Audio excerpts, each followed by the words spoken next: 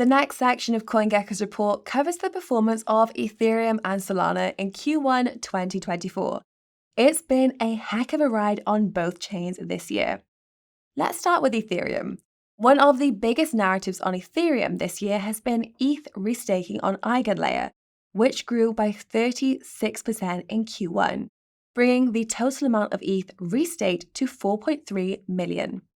In particular, this year has been characterized by the advent of liquid restaking protocols. At the start of the year, EigenLayer was the only show in town and accounted for basically all restaked ETH. This was referred to as natively restaked ETH, but by the end of March, more than half of all restaked ETH was not natively restaked, but instead held in liquid restaking protocols.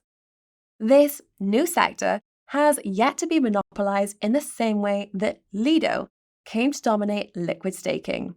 But EtherFi does have a convincing lead, commanding a 21% market share with 910,000 ETH.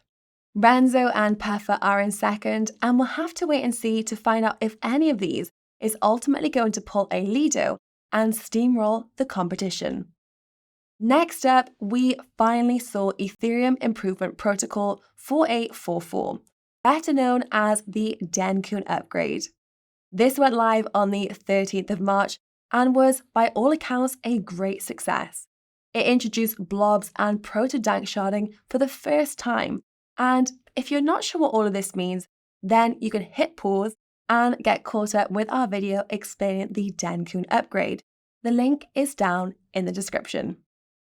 The short version is that fees on Layer 2 networks like Base, Arbitrum, and Optimism have been reduced by a factor of 10 to 100x.